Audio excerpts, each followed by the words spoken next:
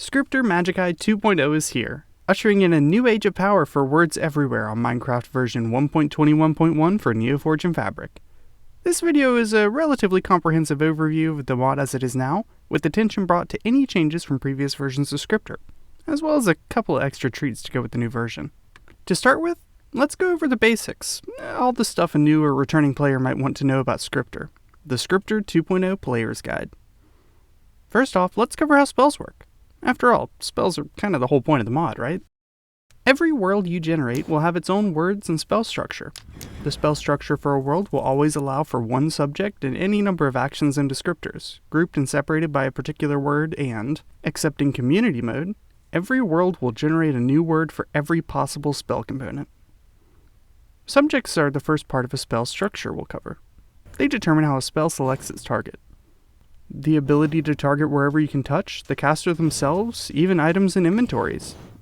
Next up are actions, which decide what the spell will actually do to its target. Things like healing or teleporting, applying potion effects, or setting them ablaze. There are a lot of different actions with a range of different applications, from the obvious to the obscure, so it's wise to try each one in a variety of situations. And lastly, descriptors are real wildcards. These can modify the spell as a whole or the action they're grouped with to numerous and wildly different effects, from moving where the spell targets to reducing the cost of the spell, adding colors, or even powering them up. Really, the sky's the limit with these. This structure isn't just for show though. Spells must be constructed using the correct structure to work at all. If a spell is transcribed out of order, you don't have a spell on your hands anymore, just gibberish. To help prevent this sort of mishap, and generally make it easier to keep track of things like spell structure and words, you might want to check out the Scriptionary, a sort of new item that gained a lot of functionality in Scriptor 2.0. This book is pretty simple to craft, by default only taking some basic book crafting materials and gold. Once you've crafted a Scriptionary, you can crack it open to take a look at some of the wisdom recorded within. Initially, you'll only have a few notes on casting spells and writing tomes, but you can unlock new entries by exploring the world, casting spells, interacting with inventories, or redeeming notes you find. Next up are the entries to the actual dictionary part of the Scriptionary. This is where you can peruse recorded words, along with the meaning you noted down for them. To start with, this section will be empty, but there are a couple of ways you can add entries, and players with older Scriptionaries will keep all their knowledge from before 2.0. The first is by putting your Scriptionary into the top slot of a writing desk, then putting a written book or spellbook in the other. This will let you pick out words to add to your Scriptionary directly, giving you the chance to add a brief description which will show next to hovered words or can be searched for when writing spells. But that's only one way. When out exploring the world, you may run into an engraving, or maybe you just visited a friend's base and caught sight of a chalk circle they left out. If you want to record a word from one of these, just use your Scriptionary on it and it'll take a rubbing of it, which you can assign a definition later at a writing desk, so you don't have to worry about transcribing the word wrong. Finally though, there are scraps. When you redeem a scrap, if you have a Scriptionary in your inventory and the word written on your scrap hasn't already been recorded in it, you'll stuff it right into the entry section of your Scriptionary along with the description that was written on it. Once words are recorded, you can search through all the entries in your Scriptionary on the go, or put it into a writing desk with a book and quill or spellbook and quill to jot down words directly. Just check out the entry section anytime you want to type up a spell or confirm your findings. And all the way at the bottom of the menu, you may see the button for the observation section. Initially, this won't even be in the book, but we'll get to how to unlock it and what it does in just a second. Alright, so you know the basics of what a spell contains. You know how to navigate your Scriptionary, but where do you actually get new spells? I guess you could just type gibberish until something works, but that hardly seems practical. There's got to be a better way. Well, unfortunately, there isn't a better way. There are a handful of better ways. Let's get right into the most common way you'll probably encounter, the Ancient Tome. These contain a fully formed spell which can usually be cast immediately once revealed. Honestly, most players can pretty much get away with only using spells from tomes they find, since there are a wide range of useful spells out there already for anything from killing zombies to dying sheep. These tomes can be found pretty much anywhere too.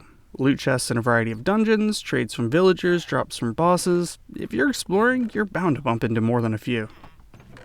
Well, with the obvious candidate out of the way, let's mosey on over to spell acquisition method number 2, engravings. These can be found scattered around the world, engraved into stone in abandoned ritual sites or just left out by nominalist villagers doing their jobs. Helpfully, most of the engravings you'll find around the world will have their first word highlighted in gold, making it easier to activate them to cast a spell. After you use one, it'll be burnt out for a bit. As mentioned before, you can use your Scriptionary on the words these contain to add them into your entries section when you're out and about. Okay, well, we've got the easy ones. Let's touch on a new way to get spells in 2.0, mobs. Some mobs will cast spells when certain conditions are met, like evokers when they're attacking a player, or nominalist villagers when healing other villagers. That being said, some of the spells they cast don't have corresponding words yet, so they'll end up sounding a bit like gibberish. The words that are there should still be decently helpful, but you're out of luck on the missing ones. Maybe in a future update, though. When you hear a mob cast a spell like this, you'll even automatically record it into the observations section of your Scriptionary to peruse at your leisure. Hey, I told you we'd get back to it. Just click on that observations button that appeared in your Scriptionary, and you'll be given a nice list of all the spells you've heard. Oh yeah, and while we're on the Scriptionary, scraps, as mentioned before, contain single words and a brief description of what the word does. These can be found in loot chests scattered around the world, and can either be stuffed directly in your Scriptionary, or recorded into it at a writing desk by dropping it into that book slot. Okay, back to the new stuff. Regular old tools and armor inscribed with spells. On occasion, you'll happen upon a mob holding one of these unique tools or wearing a piece of inscribed gear that contain a spell. These spells will usually apply specifically when the gear is used to attack, or cast on the attacker when they damage the wearer. But theoretically, any spell can be inscribed on these bits of kit. When you find one, you can take a look at its tooltip to see the spell written onto it. Then it's as simple as doing whatever you want with the spell, either writing it into a new tome to inscribe it into something else, or breaking it down to its components to learn some new words. Alright, we've touched on them before, but let's take a closer look at how you can get new spells out of nominalist villagers. Out on your travels, you might happen upon one of these villagers with a writing desk in their home. By trading with them, you can get resources used to write new spellbooks. But, importantly, after a few trades, they'll swap your high-tier tomes for a couple of lower-tier ones. This is great if you've got a bunch of high-tier tomes from slaying bosses or late-game dungeon crawling. That's not all, though. Nominalmists can sometimes be heard practicing magic of their own. Watch out and hang around while these guys are conducting their business, and you might just catch them healing another villager. Lastly, you can also find rare artifacts scattered around the world, in rare loot chests or chambers built specifically to protect them. When you locate these artifacts, they'll often have powerful or unique spells inscribed on them, so they're worth keeping an eye out for. Alright, so you know where to find spells, that's all well and good. But what if you want to do something new? How do you go about creating and casting spells of your own? Well, spells have a couple of general rules. A spell will always fizzle if its cost is higher than the cost limit of its chosen casting medium. If it costs too much, you might need to remove some words from it, or somehow reduce spell cost otherwise, maybe by adding a descriptor or changing the subject.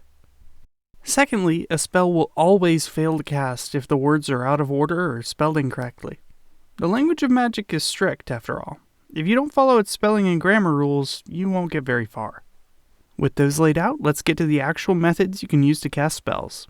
First up is the tried and true classic, the spellbook.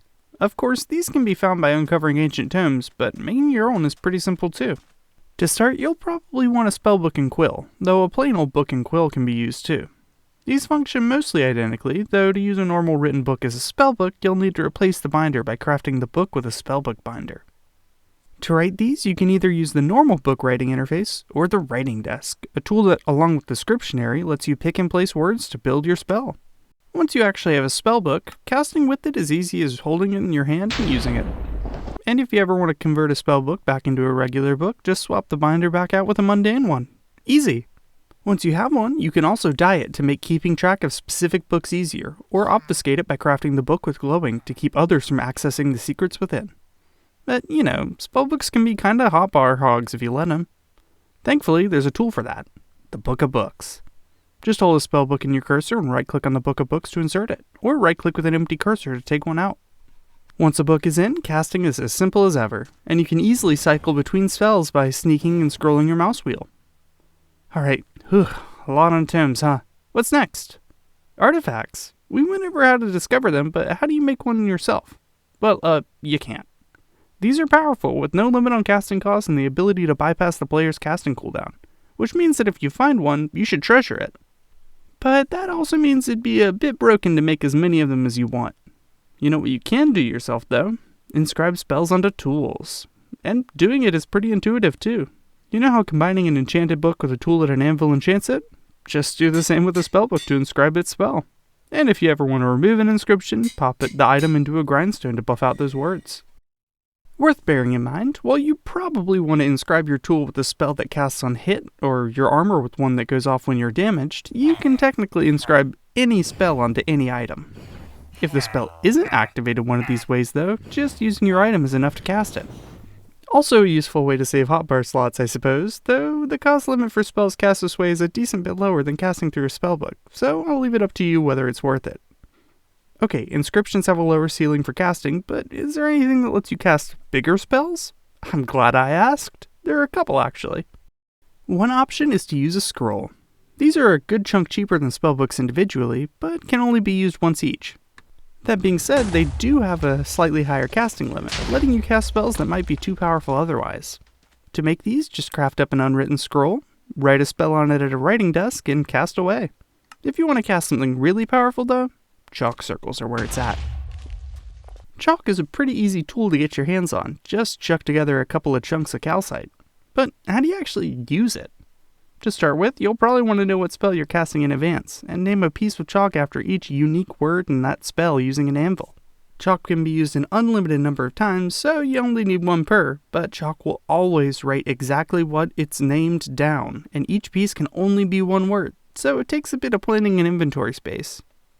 Once it has a name, use your newly christened chalk on the ground to write down the word it's named after, then write other words next to it to finish your spell. Chalk will always try to form a spell from the marking you initially interact with outwards, and won't loop or cross over itself. That being said, there's nothing in the rules that say chalk will only connect to one other piece of chalk. Chalk circles have a frankly massive cost limit and won't impact the player's cast cooldown at all, making them handy for bigger spells. Much like scrolls though, casting a spell with one consumes the chalk, so they're one-time use.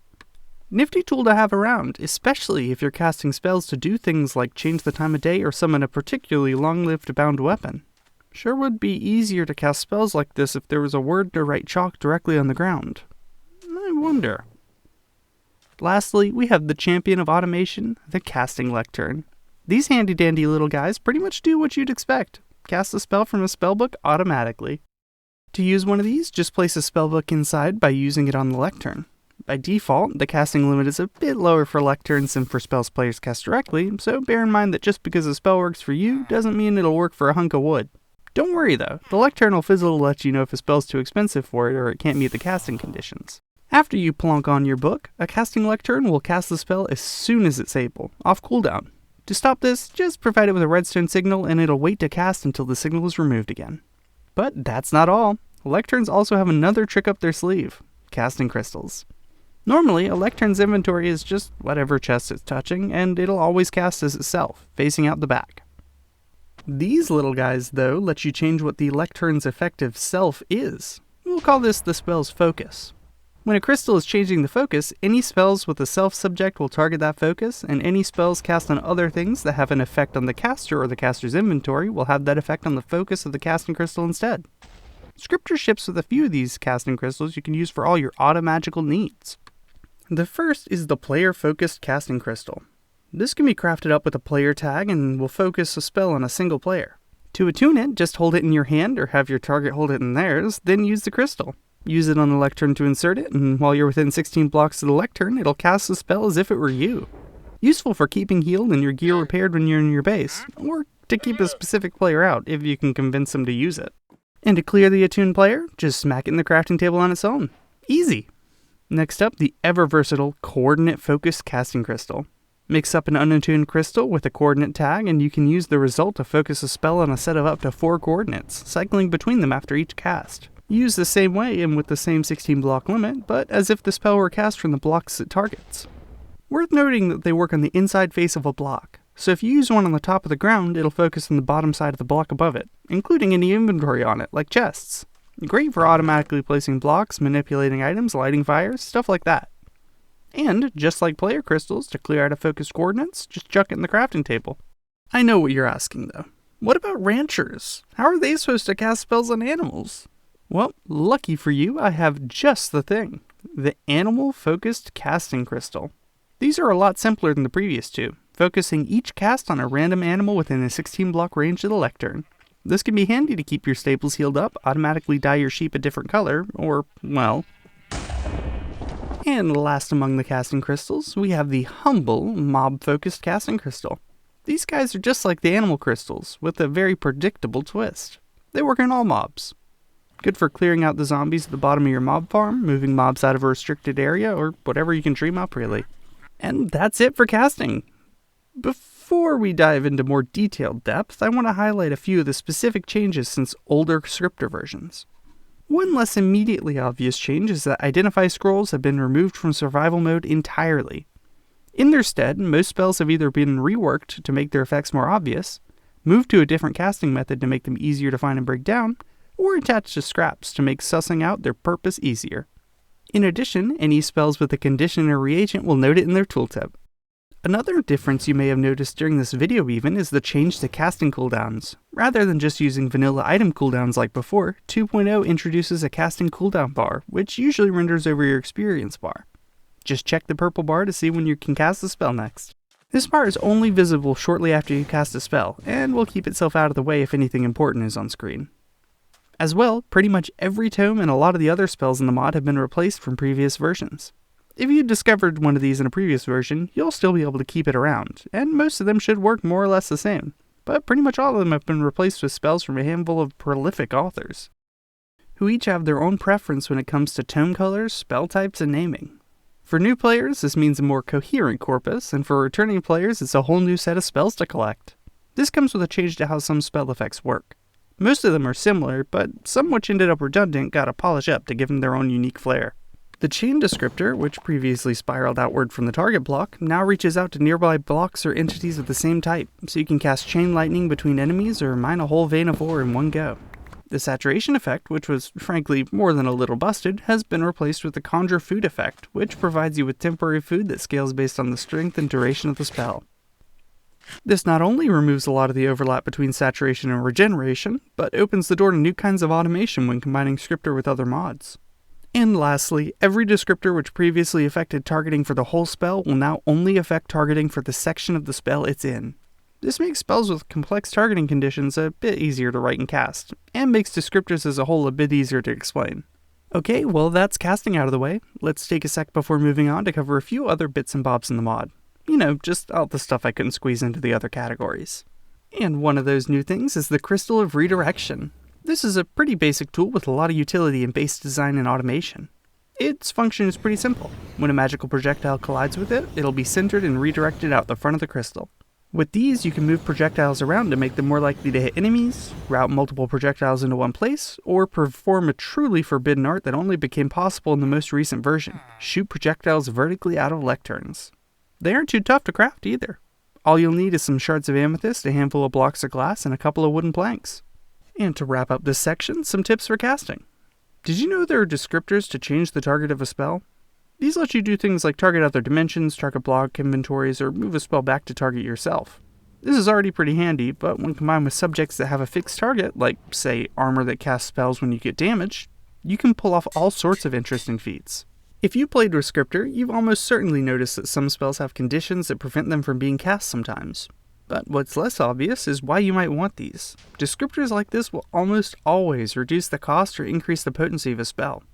And when you combine those descriptors, you can pull off some pretty powerful spells without even breaking a sweat. Okay, last tip, I promise. Plenty of spells come with a descriptor that changes the spell's color. Obviously, this will affect the projectile and particles the spell makes, but some actions will use the spell's color too. Try putting it on a light or a block with the color on your spell, not to even get into combining colors. Alright, I think that's about everything I wanted to cover for the player's guide. That's not to say I covered everything. The mod has a lot in it nowadays, and it's hard to get to all of it. I'd suggest making a scriptionary and experimenting with spells yourself to find out more about how everything works. Alright, next up is the Moderator's Guide. This is mostly going to be details for server administrators and pack devs to configure the mod, so if you just want to skip to the end for a few more announcements, there should be a timestamp on screen. Or you can click the one I've included in the description. To start, let's go over some of the game rules you can change. And hey, pack devs, if you want to change the default value of these game rules, you can modify the relevant entry in the Scriptor config located at config/scriptor.cfg. Do note that config changes won't have any effect on already created worlds. Many casting methods come with a cost multiplier, which can offset the cost of this casting method. This can limit the efficacy of casting spells via a certain method, or reduce the hit to the cooldown from casting a certain way. By cranking this value, you can even prevent players from casting spells at all without using things like reagents. By default, most all of them are 100, or 100% of the spell's cost. These game rules are as follows. Tome cooldown multiplier will affect casting through normal tomes by players. Casting lectern cooldown multiplier will affect casting through tomes by lecterns. Vocal cooldown multiplier will affect vocal casting. Scroll cooldown multiplier will affect casting through scrolls and is 90% by default. Artifact cooldown multiplier will affect casting through artifacts, which have an item cooldown instead of affecting player cooldown. This is 200% by default. And other item cooldown multiplier will affect casting through inscribed items. This is 120% by default. Chalk doesn't have a player cooldown, so cannot be configured in this way. Additionally, most casting methods can have their max cost tweaked or removed. This will affect how much the spell can cost before it fizzles, with bigger costs still incurring a cooldown. Tome max cost determines the max cost for tomes cast by player and is 50 by default. Casting lectern max cost determines the max cost for tomes cast by lecterns. This is 25 by default, limiting these to half the cost of spells cast by players. Chalk max cost determines the max cost for chalk circles. This won't affect engravings since they don't have a max cost. By default, this is 250. Scroll max cost determines the max cost for scrolls and is 75 by default. Other item max cost determines the max cost of spells cast through inscribed items and is 30 by default. Vocal max cost determines the max cost for spells cast through chat or the cast command. This is -1 by default, which removes the max cost altogether. Spells cast this way will typically incur different penalties instead. Speaking of, these penalties, along with a couple of other bits related to vocal casting, are also configurable. The Scriptor Vocal Hunger Threshold game rule determines how much a spell can cost before inflicting hunger on the caster, and the Vocal Damage Threshold does much the same, but for damage. By default, successful spells won't show in chat, but you can tweak this pretty easily by toggling the Show Spells in Chat game rule to true. And if you don't want players to cast directly through chat at all, you can toggle the Cast Through Chat Enabled game rule off. If you do disable casting through chat, the Cast Command Enabled game rule can be enabled to allow casting through the /cast command. Some mods, like Discord bridges and proximity chat, break Scriptor's casting, so this command is a handy workaround if you bump into issues there. That being said, Scriptor also has its own basic proximity chat mode, which only allows players to hear each other whenever they're within a specified range. To enable it, toggle the Scriptor Proximity Chat game rule on, and to change the range in blocks at which players can hear each other, change the Proximity Chat Range game rule. Alright, now to entity casting. Similar to the proximity chat rules, you can enable or disable entities from verbally casting with the Entities Verbally Cast game rule, and change the range in blocks at which players can hear these spells with Entities Verbal Proximity. Alright, last normal game rule is can players target inventories? Nowadays this is disabled by default, which prevents players from targeting each other's inventories of spells. This means you can't, for instance, take items directly out of other people's inventories. Toggling this to on lets you lead the life of larcenous legerdemain you've always dreamed of. And to round out the game rules, Demo Do Not Generate is a demo game rule which prevents generate blocks from generating artifact reward boxes, engravings, and chalk circles. And Invert Do Not Phase makes it so only blocks in the Do Not Phase block tag can be phased. Originally I made this for a blanket con display so that people wouldn't phase blocks at other people's booths, but it may also be useful in building puzzles or something. Alright, game rules done, but that doesn't mean we're done with configuration. Each and every spell component cost in Scriptor can be tweaked, letting pack devs and server owners rebalance the mod as they see fit.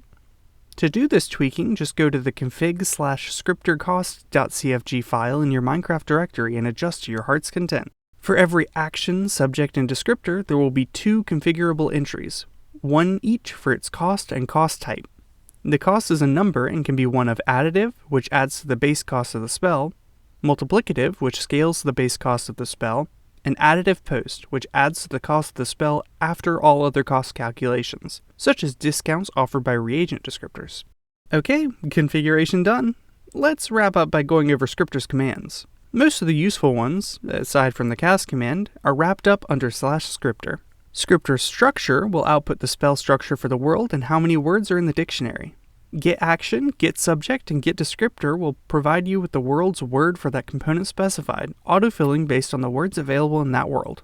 Lastly, Scriptor debug giveDictionary is a debug command that will give you a dictionary. This dictionary has every spell component already recorded in it. This won't update as new words are added, so would need to be rerun if words are added or the dictionary was regenerated for the world. Before we move on, I also want to touch on community mode. This is the same as in all previous versions, limiting you to a fifth of the spells in a world, but sharing words between your world and every other world using community mode. This is a data pack that you can add to any world using Scriptor. Though if you add it to an existing world, it'll replace the dictionary and disable a number of commands which could be used to discover words illegitimately. Thank you, moderators, for joining us for that overview, but it's time to get into the weeds. If you'd like to exit the ride, there's a card on screen and a link in the description to take you to the end. For the rest of you, this is the Meddler's Guide to Scriptor, your hopefully one-stop shop for any and all screwery you might want to get up to. If you're here to make a mod pack, add-on, data pack, or anything of the sort, you'll want to check out this section. First up, the online datapack generator. It's available on GitHub, and I've included a link in the description. It's a pretty simple, but hopefully useful interface for building Scriptor datapacks without having to work around Scriptor's quirks and idiosyncrasies. It's not perfect, but it should be able to handle most of the things you'd want to use it for. And if it's missing a specific feature you're interested in, you can feel free to open an issue or shoot me an email at blur@blur.gay. But whether you're using the generator or making a datapack by hand, it's probably useful to know how they work, yeah? To that end, let's go over all the things you can do with the datapack. First up, any JSON file in a Scriptor datapack can have the following two keys.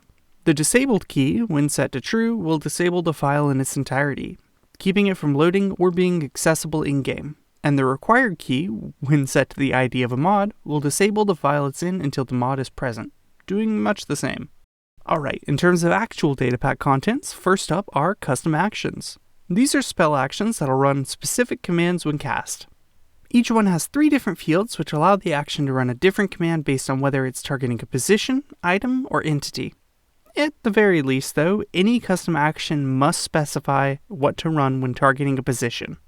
These actions, when run, will be executed with an @s target that represents either a target entity at the position of the target, for cast at position, the targeted entity itself, for cast on entity, or a target entity holding the target item in its main hand, for cast on item. Additionally, all spells cast this way have access to a special @caster target that always either targets the entity that casts the spell or a target entity at the location where the spell was cast.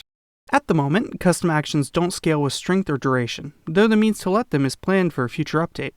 Next up are artifacts, the rarest spellcasting medium in the game. These generate rarely in loot chests, have no technical cost limit, and don't affect player cooldown. To add one to your datapack, you only need to specify 2 things: the item's name and the spell it'll cast. The name can either be a literal name or a localization key which will be substituted out during gameplay.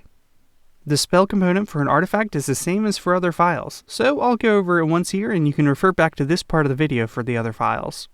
No use repeating myself, eh?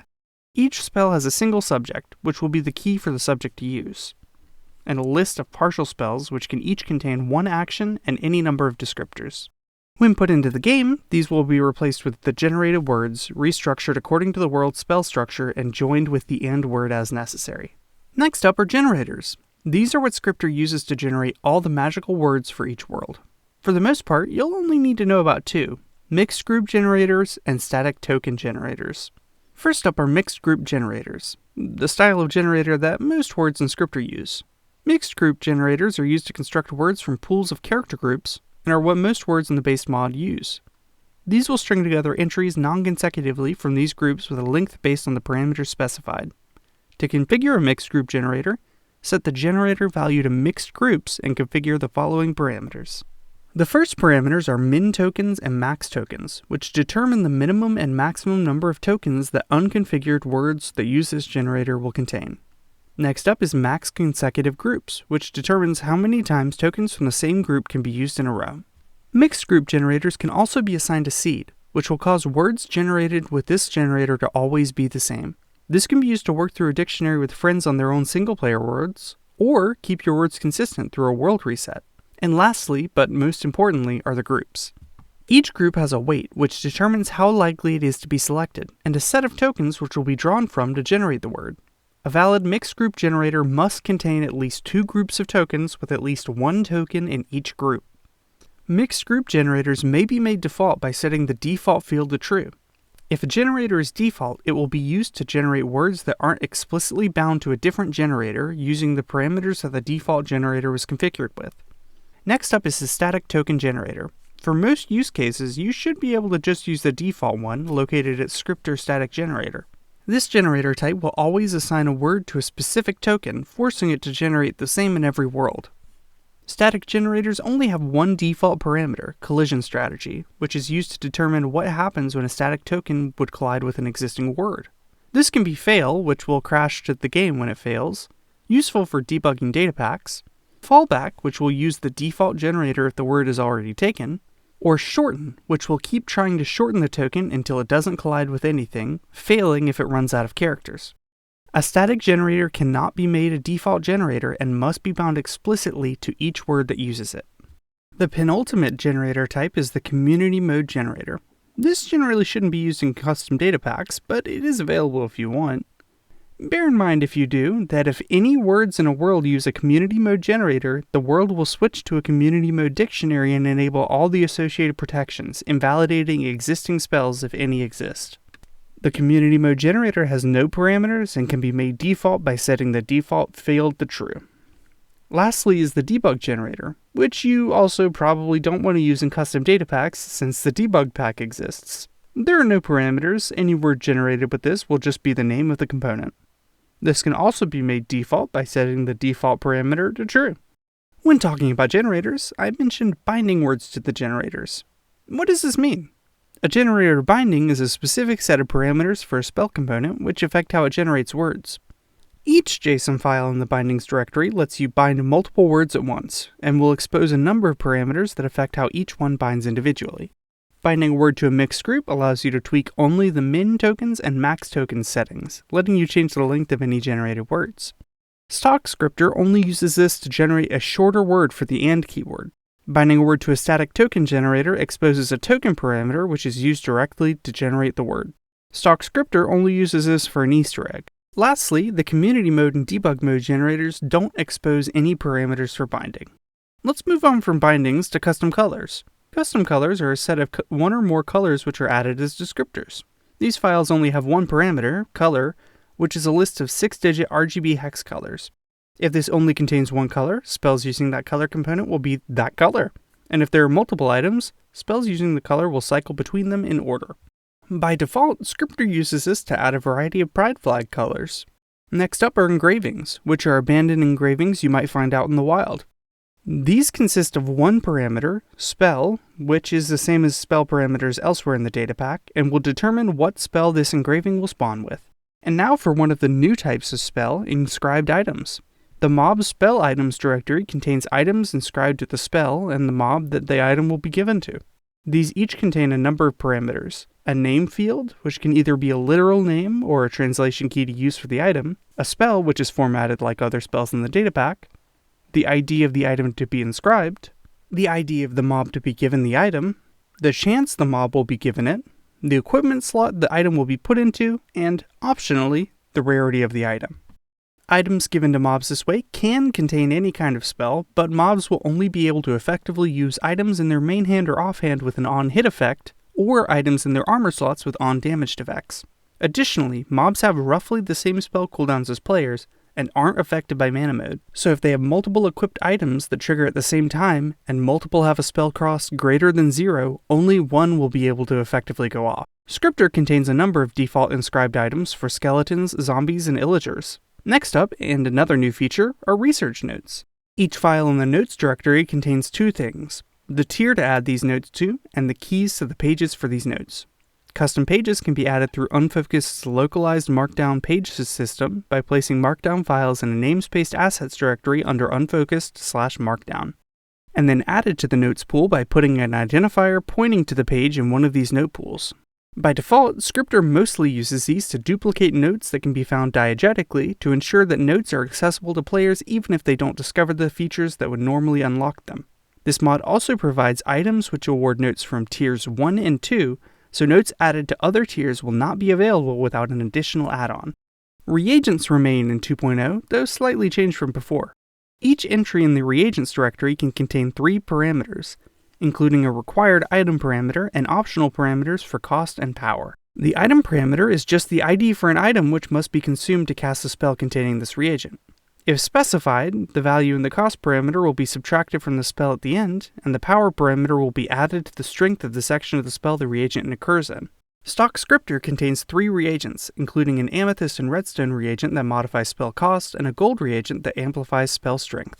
Moving on, we have spell scraps, located in the scraps directory, which contains single spell components that aren't attached to the spell. Their files will look similar after seeing the notes defined earlier, except that the namespace for the identifiers listed here is the category the spell component falls into, and the location is the name of the spell component to look up. These are specified under the keys parameter. The base mod only includes items to award scraps from tiers 1 to 3, so an add-on is required to utilize any other tiers. Our penultimate component is a big one, and one of the driving forces behind most spell discovery, the spell tome. Spell tomes are located under the tomes directory and have a number of parameters available, including a name which can either be a literal name or a translation key, an author which is a literal name, a tier which determines which tier of ancient tome will award this spellbook, a specific item to use for the spellbook, and a spell, which is the same as spells used elsewhere in the datapack. The item for this can either be a written book from Minecraft or any of the spellbooks or obfuscated spellbooks available in Scriptor. The tier parameter can be any number, but the base mod only includes items for awarding tiers 1 through 4. Scriptor uses these tomes to award most spell knowledge, generally gating rarer components like cheap and reagents behind later tiers. And here we are, at the end of the Datapack section with village engravings. This one may be a little underwhelming, since they're exactly the same as the other engravings, except that these will only spawn in villages and not out in the wild. Okay, with Datapacking covered, let's move on to debug commands. These are mostly intended for development, but may have utility when making modpacks or datapacks. The Scriptor debug give dictionary command, mentioned previously, will give you a dictionary containing all words for a world and basic definitions for each. The Scriptor debug localization command will point out any missing description localization for spell components. This won't work properly if executed on a dedicated server. Scriptor debug missing is a command which will list all spell components that don't currently appear in spell items, and of those, which also don't appear in scraps, which is also useful for ensuring components are all obtainable when making a pack. Scriptor debug template test is an internal testing command which is used to validate template pool injection and probably doesn't have much utility outside of this context.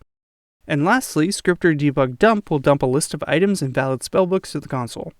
This is a helper used internally for spellbook validation, and again, likely doesn't have much utility outside of this context. Alright, we're past commands, but let's go over a handful of other bits while we're still meddling. First up is the debug mode datapack. This replaces most every words generator with the debug generator, forcing everything to generate in a generic category key format, like action and flame and descriptor blue. This is mostly just there for testing casting, since I know it can get a bit tiring to discover words a billion times while testing. And for add-on developers, it's also worth knowing where the mod sources can be imported. There's a Maven up at mvn.blur.lol with Scriptor and Unfocused packages exposed in both the snapshot and releases channels under com.ssblur.scriptor common, Neoforge, and Fabric, and com.ssblur.unfocused common, Neoforge, and Fabric. Scriptor specifically exposes a number of useful classes and helper methods through the com.ssblur.scriptor.api package. And that's it for the Meddler's Guide.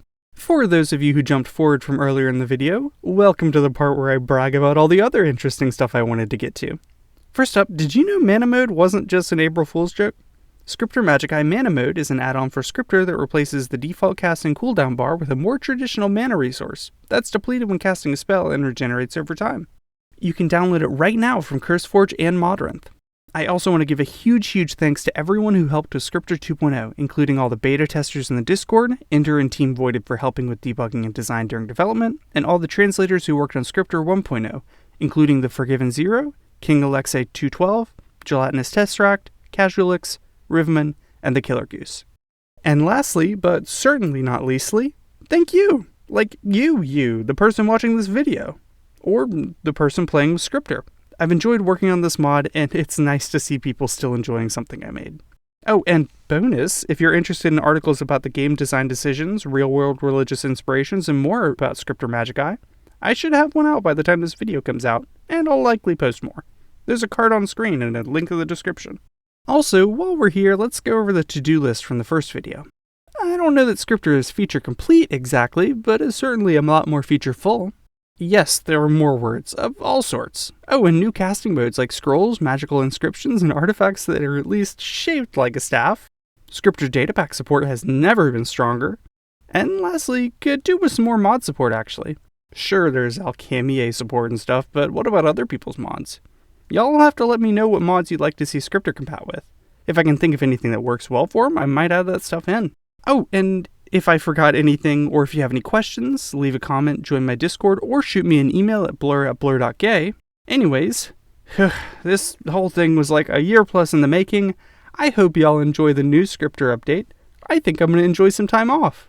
Until next time, take it easy.